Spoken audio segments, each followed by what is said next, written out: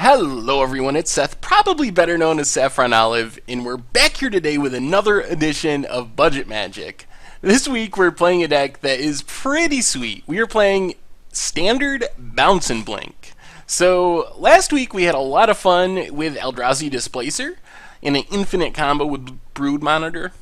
Well, this week I wanted to build a deck around Reflector Mage and Harbinger of Tides, and I realized that, well, we got these Eldrazi Displacers sitting around, we might as well throw them in too. So this one is $96 in paper, 46 ticks online, and it's pretty sweet. It's a cool deck. So let's talk about the deck. First off, we have the bounce. We have a total of 10 creatures that can bounce our opponent's creatures when they enter the battlefield. The key card in the deck, the most important card in the deck, Reflector Mage. So 1 white and a blue, you get a 2/3. When it enters the battlefield, you can bounce a creature, return it to an opponent's hand, a creature that an opponent controls, and then the creature's owner, so our opponent, can't cast spells with the same name as that creature until your next turn. So basically, we bounce our opponent's creature, they can't recast it their next turn, they have to wait a turn to recast it. They also can't cast any additional copies of that card they may have in their hand.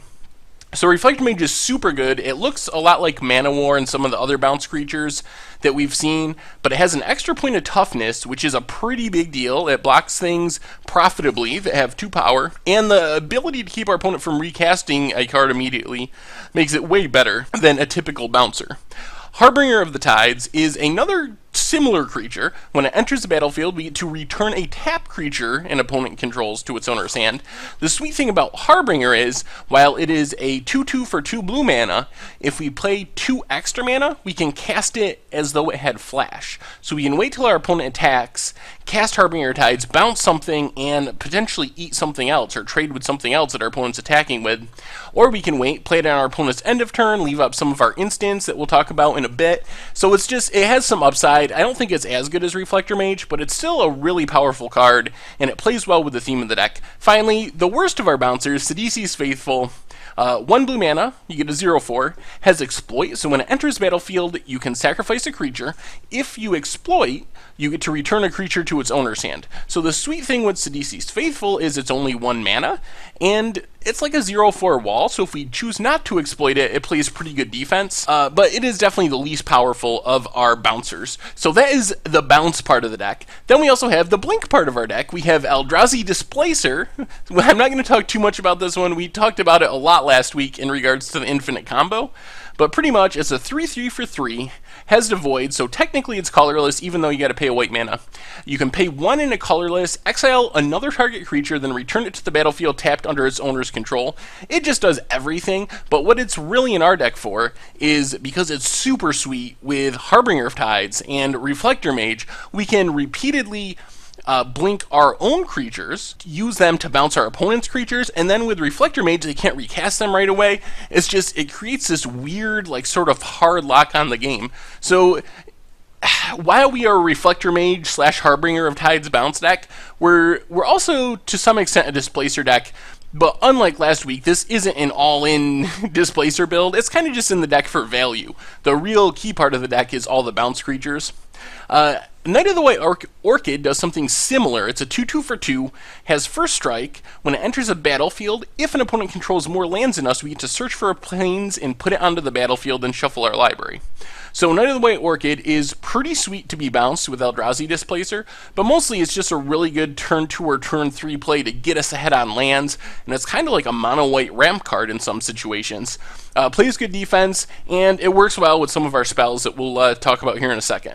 So that's the main creature base. Oh yeah, we have some finishers. We have 3 Icefall Regents, 4/3 flyer for 5 mana. When it enters the battlefield, we get to tap a creature an opponent controls, and that creature doesn't untap for as long as we control Icefall Regent, and then spells and abilities an opponent casts that target Icefall Regent cost 2 more to cast.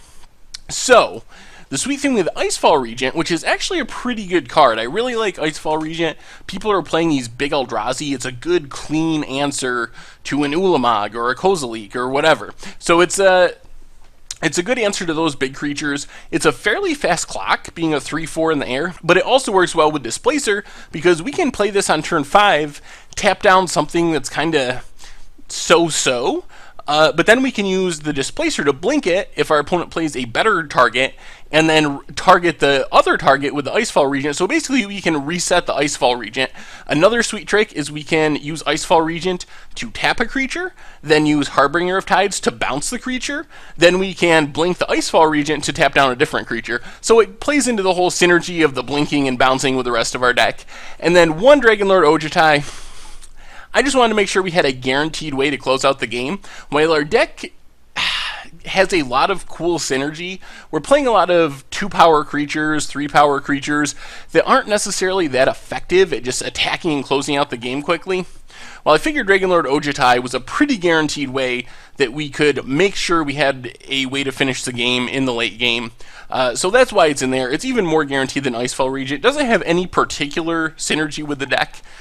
So that's why we're only playing one of them. It doesn't really fit into the bounce and blink plan, but it is just a good way to close out the game.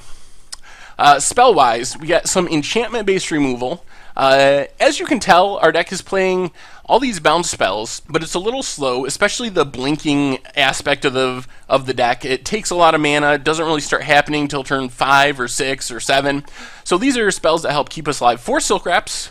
1 and a white, exile a creature with converted mana cost 3 or less an opponent controls a stasis snare. 3 mana, has flash when enters the battlefield. You can exile a creature an opponent controls. And then 3 quarantine fields. This one is important because while our deck is really good at grinding through creatures, blinking them, just generally annoying our opponent with reflector mages and displacers and harbingers, we don't have a good clean answer to planeswalkers. So quarantine field is a way to deal with Gideon and Obnixilis, Nissa, these other planeswalkers that are seeing play. So that is our kind of our catch-all answer to that kind of stuff.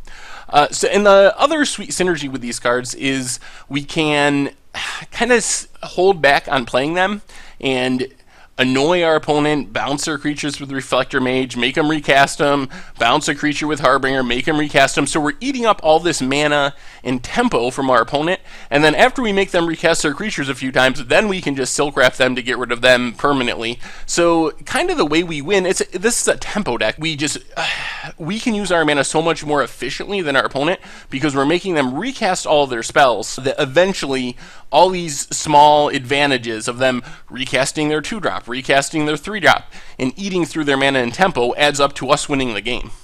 Then we have a few spells. 2 Ojutai's Command gains us a little life, counters a creature spell, which is sweet because we can bounce a creature and then counter it on the way back down.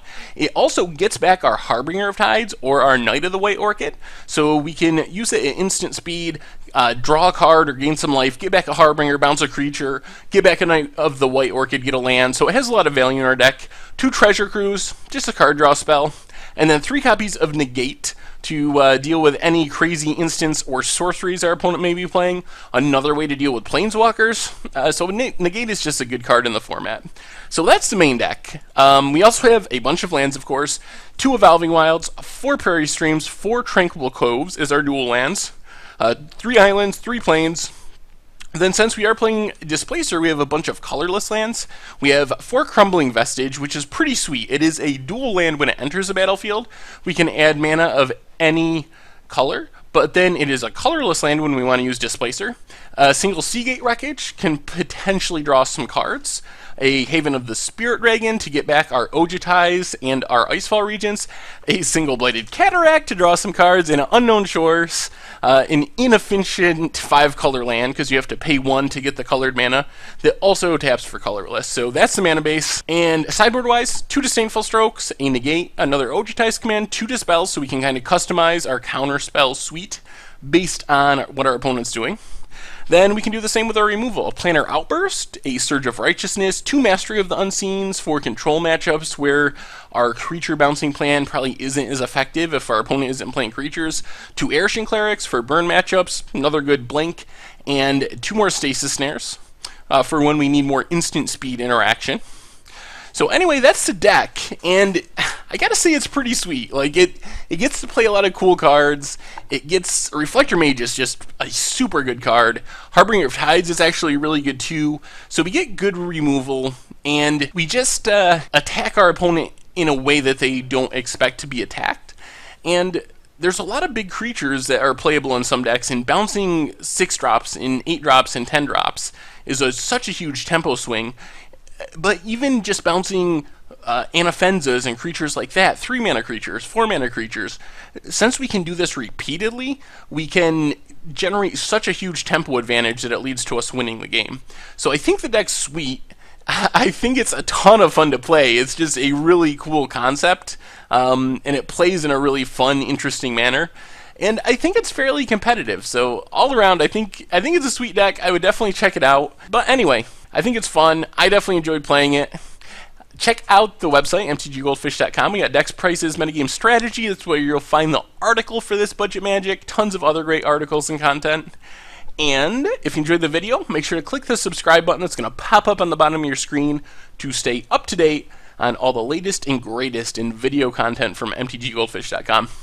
Anyway, thank you all for watching. Enjoy the standard bounce and blink videos here on Budget Magic, and I will talk to you soon.